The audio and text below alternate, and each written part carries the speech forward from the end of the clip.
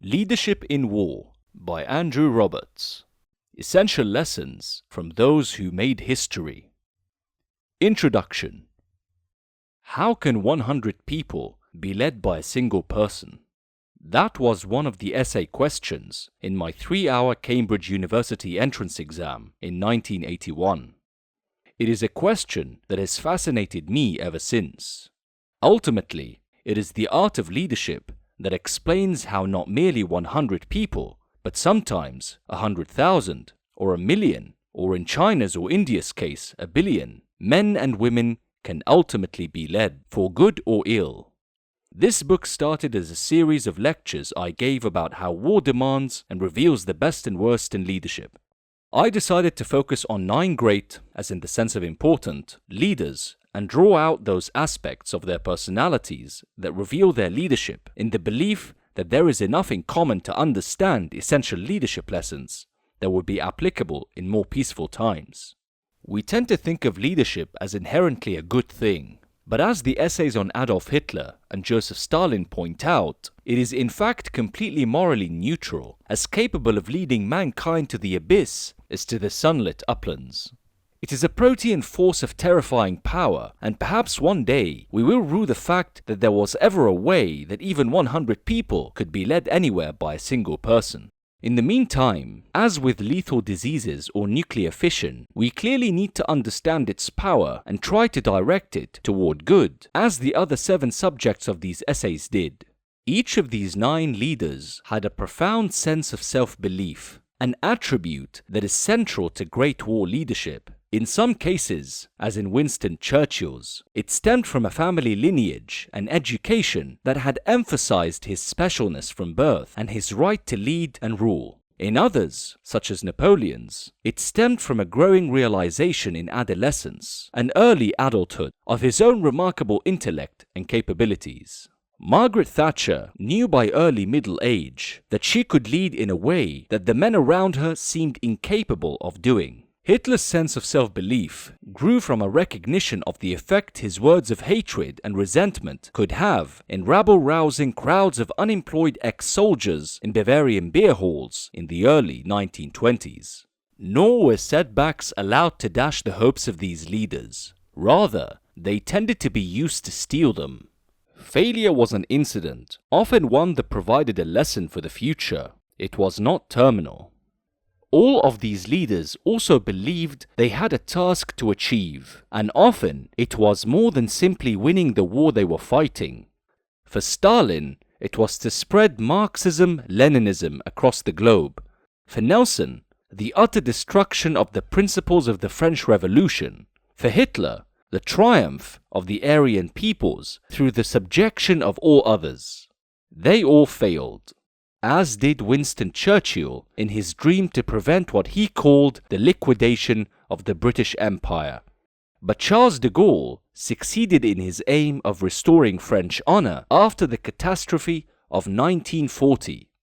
Margaret Thatcher succeeded in reversing the seemingly irreversible decline of Britain, and Dwight Eisenhower succeeded in liberating Western Europe. The book follows roughly chronologically because some of these leaders learned from earlier ones. The thread through Nelson to Churchill to Thatcher, for example, is a clear one, as is the one from Napoleon to Churchill. Almost all of these leaders, Stalin being the only exception, read deeply in history and biography when they were young, and were able to place themselves in the continuums of the heroes of their countries. Even Adolf Hitler saw himself as a second Arminius and codenamed his invasion of Russia after the 12th century German Emperor Frederick I, known as Barbarossa.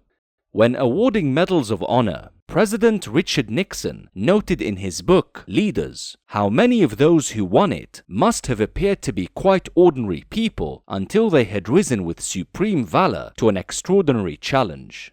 Without the challenge, they would not have shown their courage. He concluded that, in leaders, the challenge of war brings forth qualities we can readily measure. The challenges of peace may be as great, but the leader's triumph over them is neither as dramatic nor as clearly visible. It would be next to impossible, therefore, for a Prime Minister of Luxembourg in a time of peace to be a truly great historical leader. That might be a doleful comment on the human condition, but it is so. Chapter 1. Napoleon Bonaparte, 1769 to 1821. On Thursday, June 13th, 1793, a slim 23-year-old artillery lieutenant stepped ashore at the port of Toulon in the south of France, having escaped from a political maelstrom on his homeland island of Corsica. Napoleon Bonaparte was a penniless, almost friendless refugee with a mother and 6 siblings to support. Yet 6 years later, he became first consul and dictator of France, and 5 years after that, Emperor of the French. Soon afterward, he made France indisputably the most powerful nation on the continent. How did he do it? Part of the explanation was undoubtedly luck. Napoleon was fortunate to be 19 years old when the French Revolution broke out, allowing him to rise up in the ranks of the French army to become a general at the age of only 24. In part because the aristocrats who had hitherto officered the French army had either fled the country or been guillotined. Napoleon's own noble background in Corsica was enough to allow him to be educated for free in pre-revolutionary France, but not enough to send him to the tumbrils. As well as luck, there was Napoleon's own fine sense of political and military timing and his utter ruthlessness. He was ready to kill 300 Frenchmen who were attempting an insurrection in the streets of Paris in 1795. Yet ultimately his success depended on his techniques of leadership, which allowed him to become, in Winston Churchill's words, the greatest man of action born in Europe since Julius Caesar. That reference to Caesar was apposite because Napoleon's leadership techniques were carefully copied from his heroes of the ancient world. Napoleon was an omnivorous reader from childhood and devoured historical and military biographies in his father's large library in Corsica and then at the 3 French military academies at which he studied from the age of 9. He came to see himself as a direct descendant, at least in terms of European imperial leadership, of Julius Caesar and Alexander the Great. This would imply a prima facie case of psychological disorder in most people, except that today Napoleon is indeed seen as one of the 7 classical great captains of history, alongside Alexander, Caesar, Hannibal, Gustavus Adolphus, Frederick the Great, and the first Duke of Marlborough. Napoleon had an extraordinary ability to inspire the soldiers of what he dubbed his Grande Armée to the extent that they would literally follow him anywhere. This would eventually include across the sands of Egyptian deserts, into almost every capital city of Europe, and through Russia's frozen wastelands. No one who has not experienced it can have any idea of the enthusiasm that burst forth among the half-starved, exhausted soldiers when the emperor was there in person. A French sergeant recalled of the Battle of Leipzig in 1813. If all were demoralized and he appeared, his presence was like an electric shock. All shouted, "Vive l'Empereur!" and everyone charged blindly into the fire. Small wonder, therefore, that Wellington considered that Napoleon's mere presence on a battlefield was worth the equivalent of 20,000 men.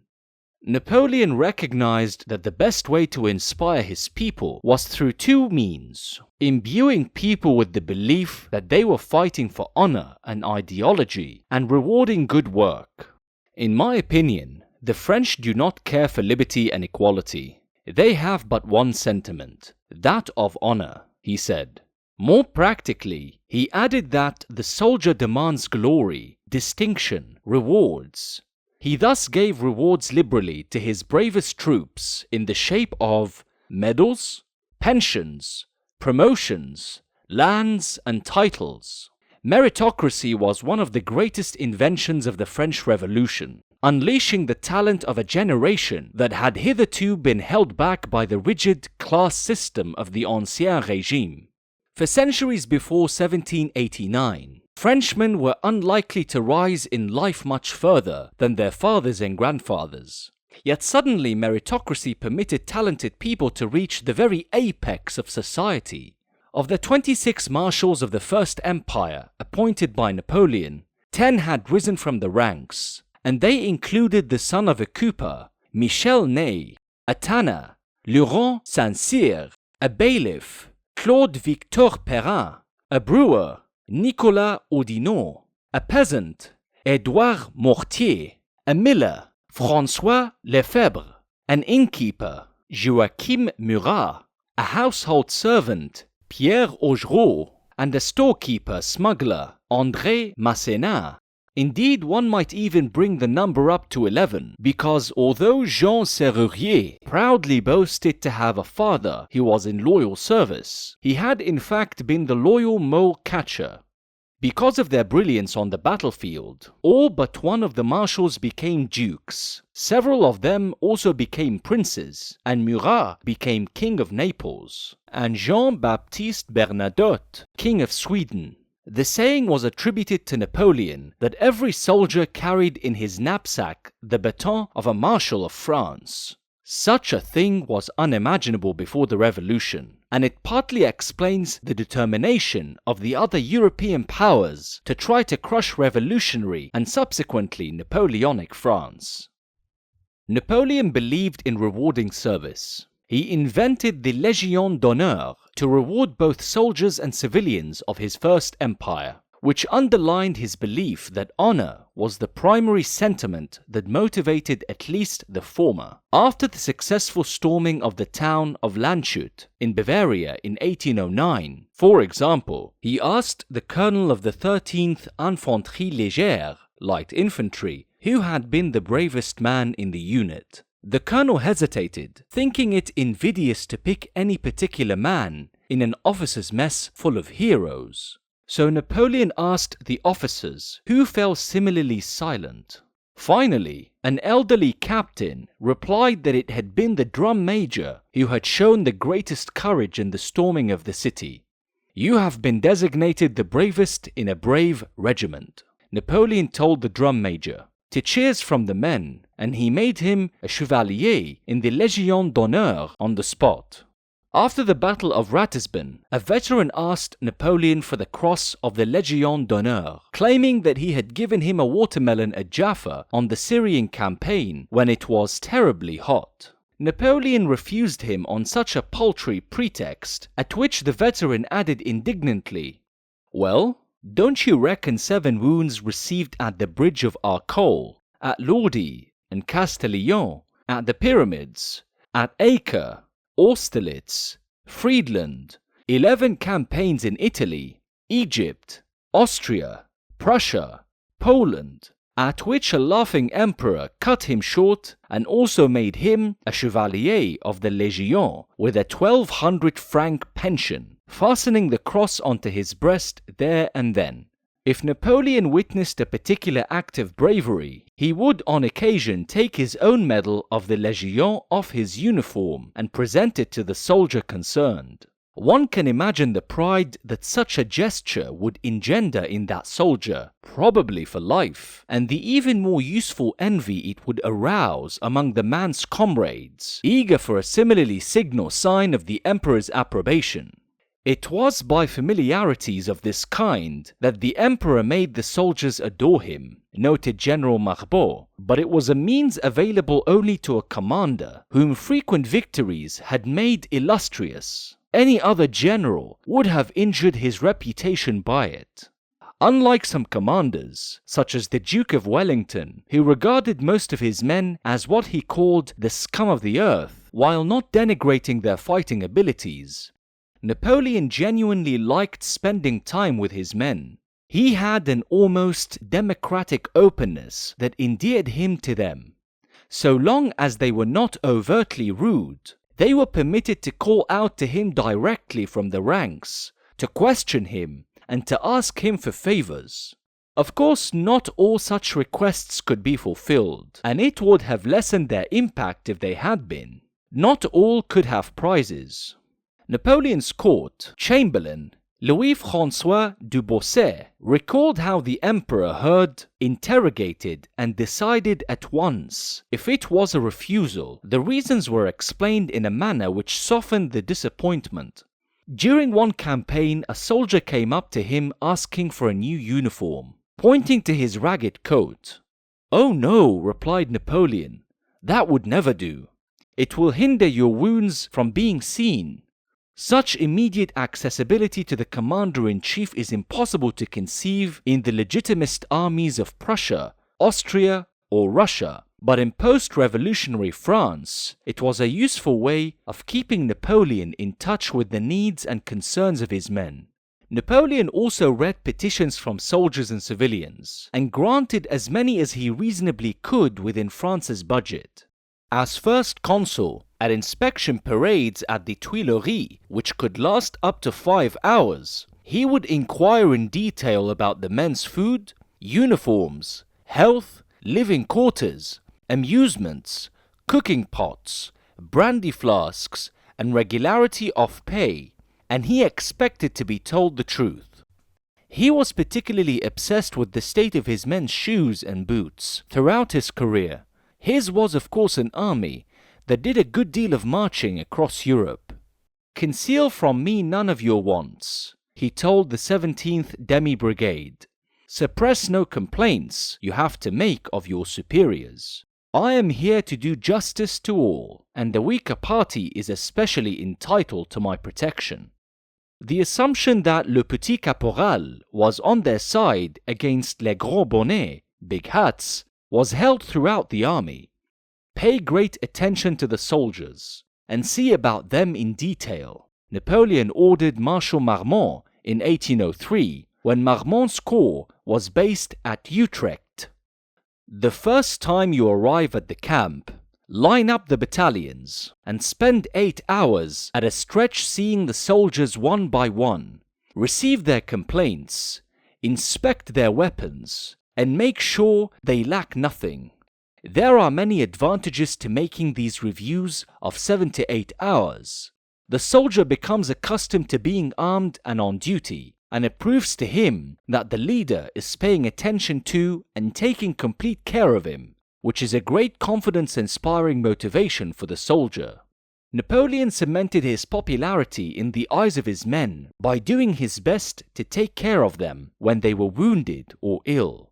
The horrors of late 18th century military hospitals were never far from his troops' thoughts, and Napoleon paid attention to his doctors' requirements, at least by the generally low standards of the day. In 1812, Count Philippe de Ségur, his aide-de-camp, noted how if he happened to meet with convoys of wounded, he stopped them, informed himself of their condition, of their sufferings, of the actions in which they had been wounded, and never quitted them without consoling them by his words, or making them partakers in his bounty.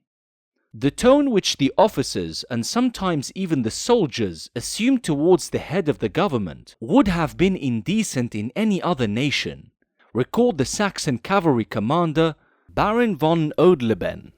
But it was not so with the French, whose character is naturally vehement. An officer whom Napoleon had perhaps reproached with the failure of some enterprise might be seen defending himself from his horse on the parade, in the presence of 100 persons, composed of generals and other officers, with a vivacity and gestures which occasioned some alarm on his account. But Napoleon took no notes of these acts of presumption, and remained silent.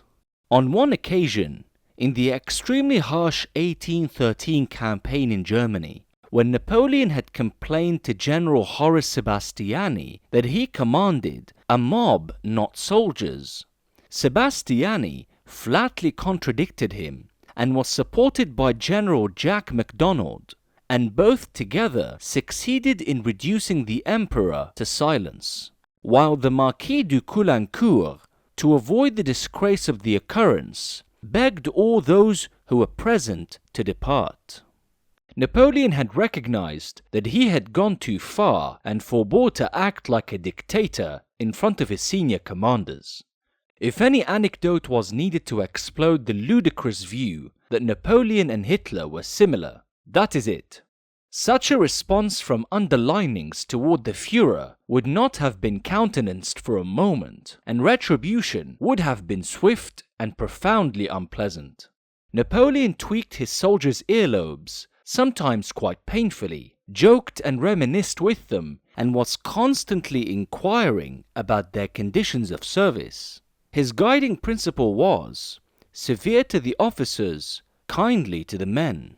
This stemmed partly from the knowledge that he knew that the troops appreciated the way he seemed to prefer them to his officers, but also from the knowledge that since the revolution, the army was the citizenry in arms, raised by the levée en masse, mass uprising, and so ordinary soldiers had much more political influence than before 1789.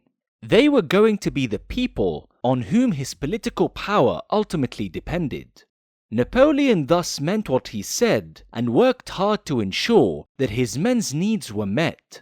When campaign marches halted for lunch, he and his chief of staff, Marshal Alexandre Berthier, would invite the aides-de-camp and orderlies to eat with them.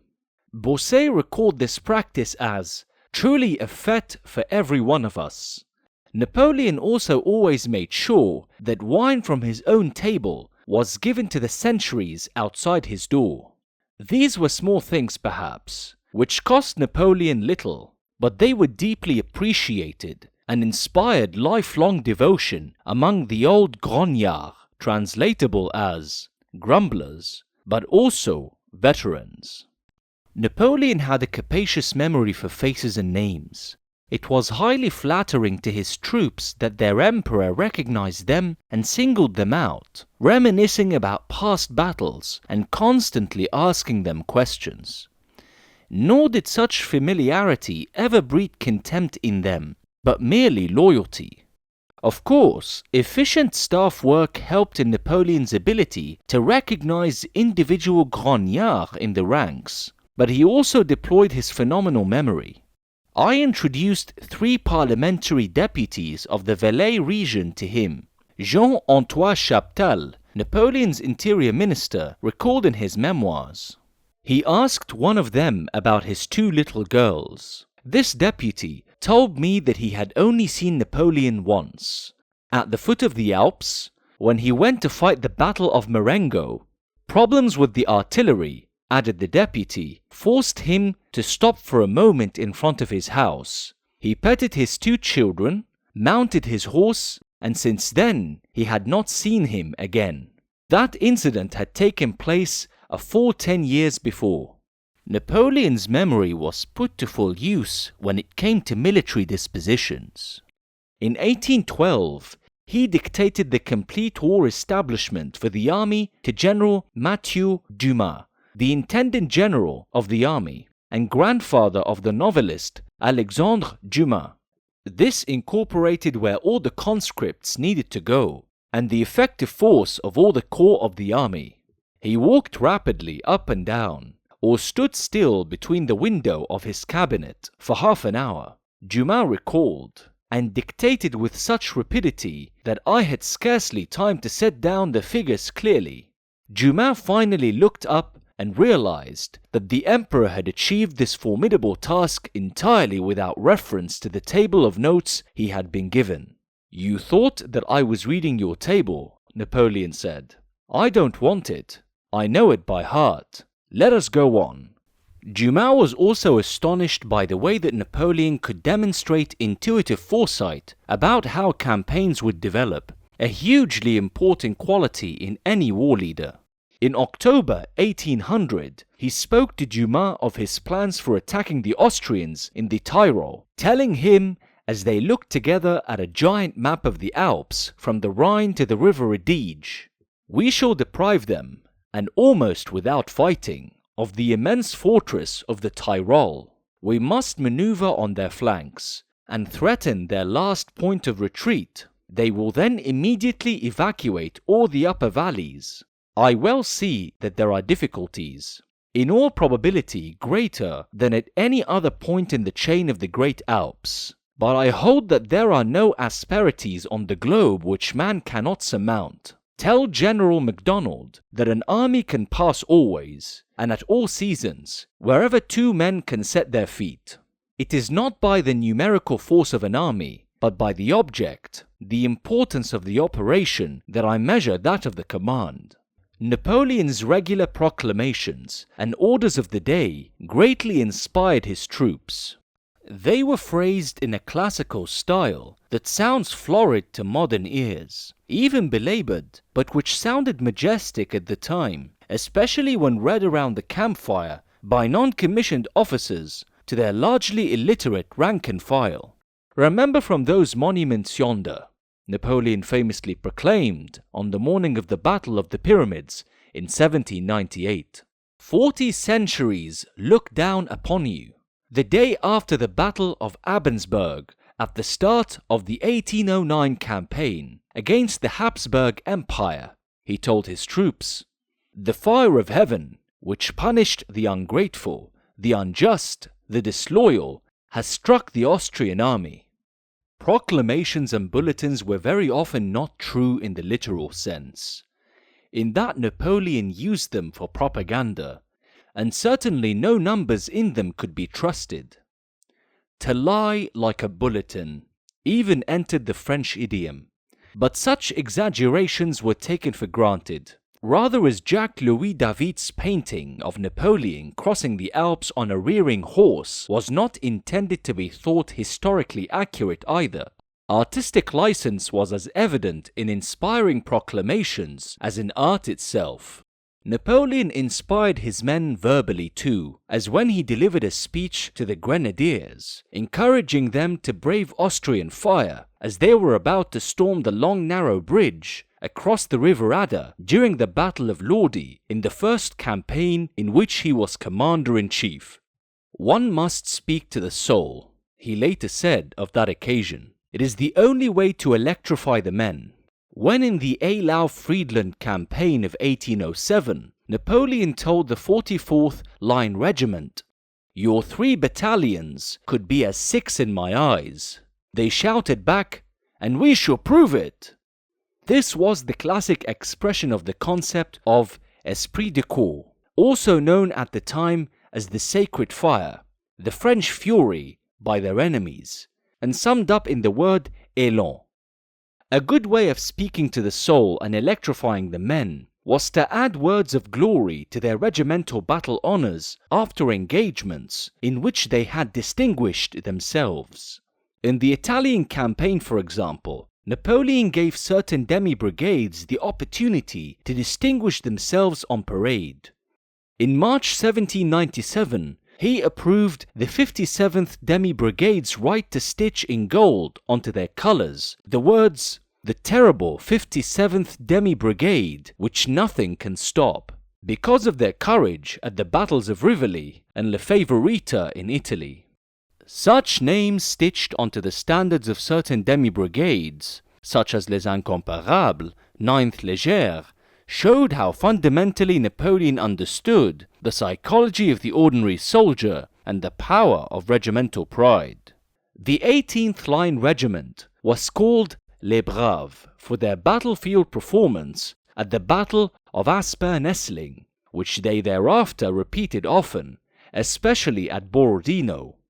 The 84th Line was given the sobriquet 1 contre 10, 1 against 10, in 1809 for defeating a force of Tyrolean rebels estimated at 10 times their number.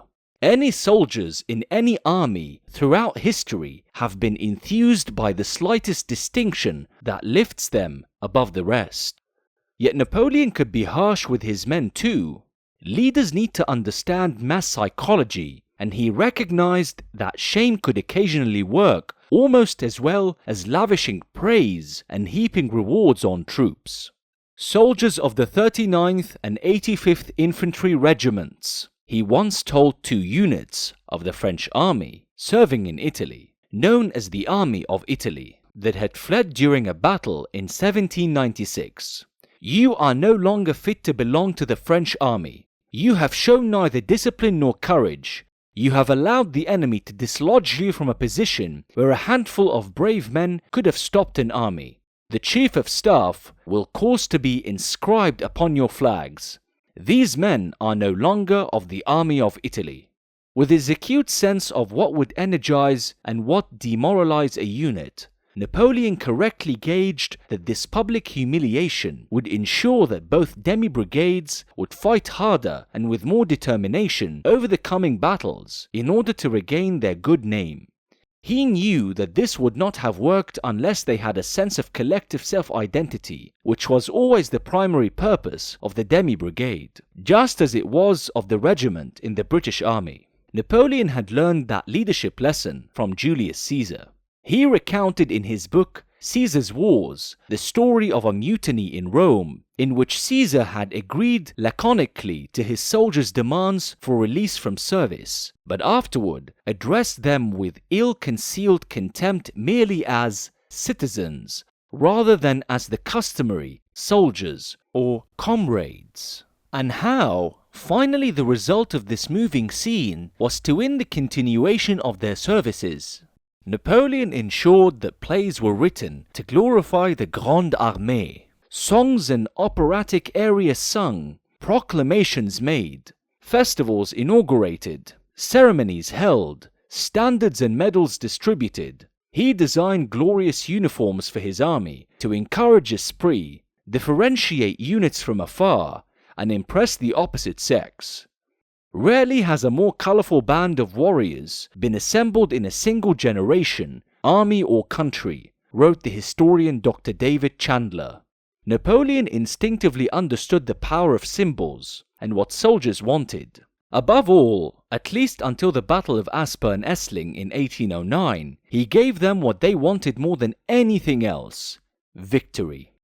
Yet even when things had clearly gone badly wrong, Napoleon's army stayed loyal to him far longer than any other body in the rest of French history. The Swiss military historian, General Antoine-Henri de Jomini, who served in both the French and Russian armies during the Napoleonic Wars, was greatly impressed by the way that Napoleon understood that it is necessary never to inspire too much contempt for the enemy, because should you find an obstinate resistance, the morale of the soldier might be shaken by it.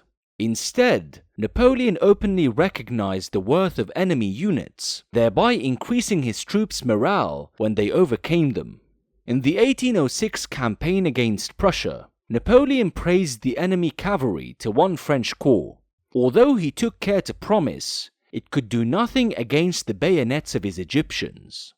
Napoleon would also praise enemy generals he despised and ignore ones he admired, in the hope that the bad ones would be promoted and the good ones dismissed.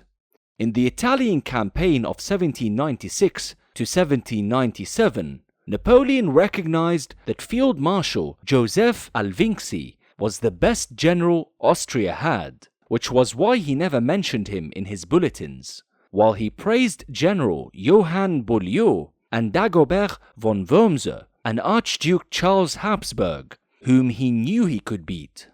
He also showed great respect to General Giovanni di Provera in his proclamations and orders of the day, whom he privately thought the worst of all. Praise of his own soldiers was by no means directed solely to the rank and file.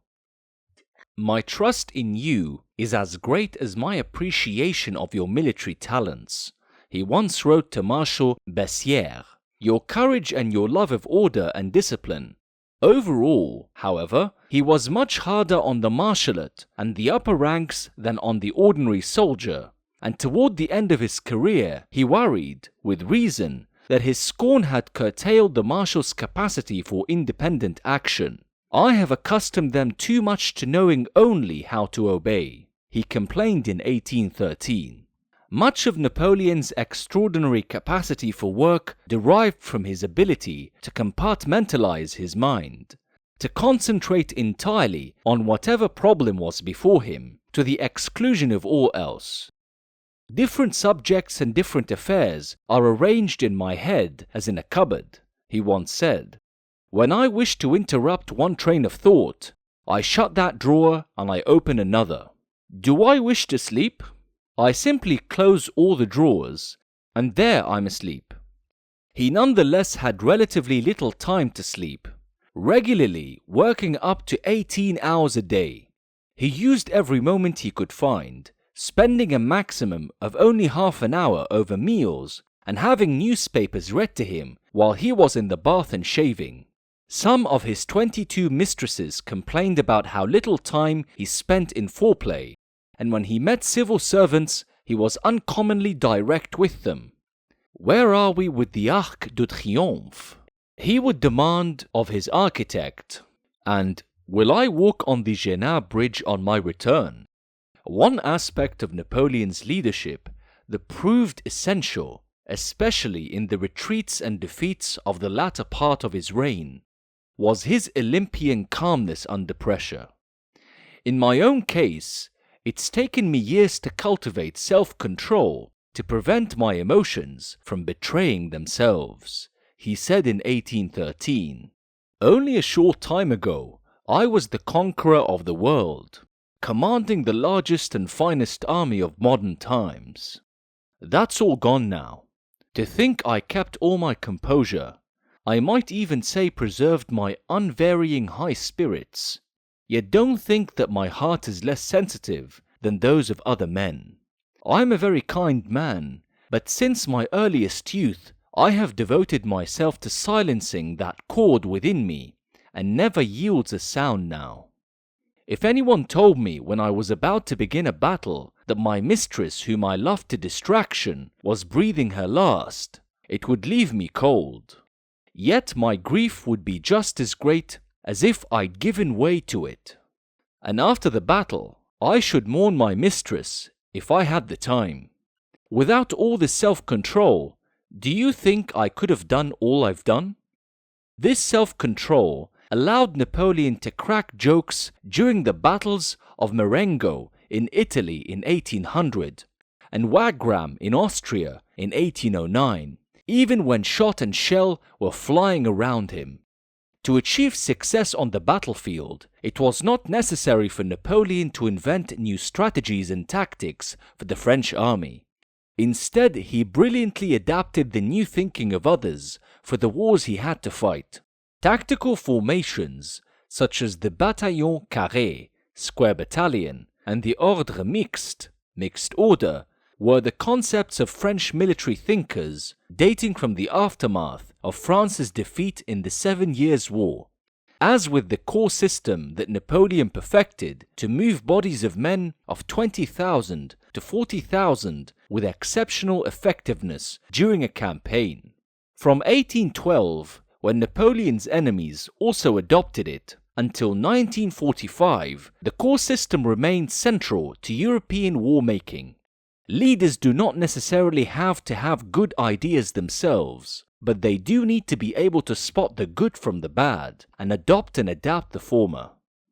One of Napoleon's hallmarks, at least in his early campaigns, was speed, just as it had been with Julius Caesar and was to be with the Wehrmacht in 1940-41.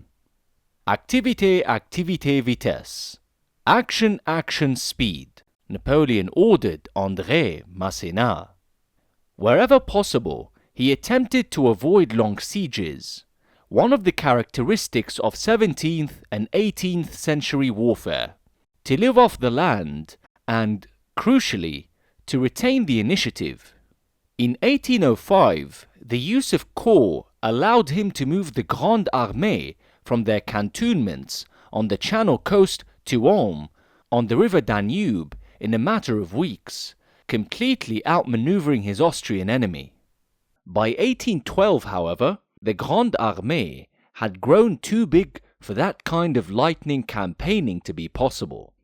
The army with which Napoleon invaded Russia numbered 615,000, roughly the same size as the population of Paris.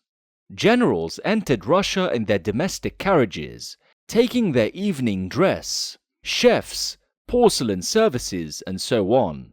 The days of dash and tactical flexibility in attack seen in the Italian campaign of 1796 to 97 were over.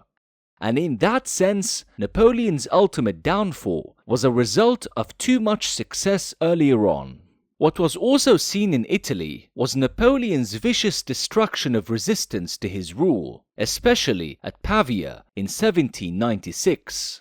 Great leaders occasionally need to be utterly ruthless, as Oliver Cromwell was at Drogheda and Wexford in 1649.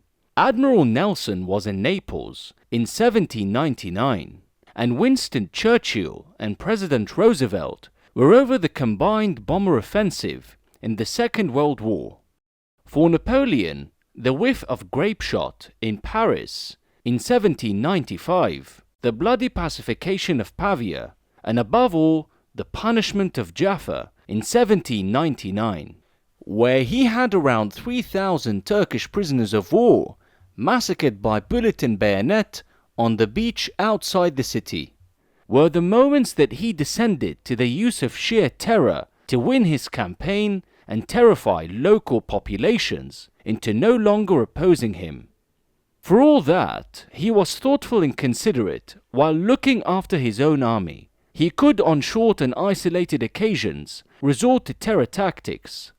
These almost always rebounded badly against the French army, especially in Spain during the Peninsular Campaign, when they prompted torture on a large scale against captured French soldiers. The cruelty that Napoleon showed was, however, on an ad hoc basis, and certainly not built into the entire ethos of his government, as, for example, the massacring of millions was for Stalin's rule. Napoleon's decision to invade Russia in 1812 was in retrospect of course disastrous, but it was much more rational than it seems, with the benefit of hindsight, of that catastrophic campaign. Napoleon had beaten the Russians twice before in the Austerlitz campaign in 1805 and the Eylau-Friedland campaign in 1807. He wanted only a short, sharp campaign on Russia's borders and never intended to penetrate deep inside Russia, let alone go all the way to Moscow. His army was over twice the size of the Russian army at the start of the campaign. Indeed, it was the largest invasion force in the history of mankind to that point, comprising an exceptionally broad coalition of no fewer than 21 states. The disease that destroyed much of the central column of his invasion, typhus, was not to be diagnosed until 1911. Furthermore, it was not true that he did not know about the harshness of the Russian winter. A highly intelligent and well-read man, Napoleon had studied the disastrous campaign of King Charles XII of Sweden, as recounted by Voltaire. He therefore allowed more time to get back from Moscow to Smolensk than it had taken to get from Smolensk to Moscow. He could have stopped at Vitebsk or Smolensk on the way into Russia, but it seemed to make little sense to halt at Vitebsk in July when he had advanced 190 miles in a month and suffered fewer than 10,000 battle casualties. Audacity had always served him well up until then, and he would cede the initiative if he stopped at Vitebsk so early in the year. Tsar Alexander I had called up the 80,000-strong militia in Moscow on July 24th and was arming 400,000 serfs, so it made sense to attack before they were trained and deployed. Murat also pointed out that Russian morale must have been devastated by the constant retreats, wondering how much more of Russia could the Tsar see ravaged before he sued for peace. Napoleon could not have known that Alexander had declared in St. Petersburg that he would never make peace, saying, "I would sooner let my beard grow to my waist and eat potatoes in Siberia." These were all logical attitudes, not the result of the insane hubris of which Napoleon is regularly accused. He undoubtedly made a key mistake in choosing the wrong route for the army's retreat after the Battle of Malyaroslawitz in late October 1812. But that should not lull us into thinking the whole campaign was doomed as soon as he had crossed the Niemen that June. Napoleon's career for the siege of Toulon in 1793 to the disaster at Waterloo in 1815 is replete with leadership lessons, several of which will be seen in the careers of other leaders in this book. At Toulon, he learned not to be afraid to take control, even from those older, senior, and more experienced officers than himself, because he knew he had the support of the overall commander. He mastered the art of working with close colleagues in a cooperative but necessarily competitive atmosphere. At the Battle of Arcola in 1796, Napoleon learned how to control the message, and how what really happened is often not as important as what people think happened. A messy skirmish around a bridge was turned into a heroic myth, teaching Napoleon that public relations could not be ignored.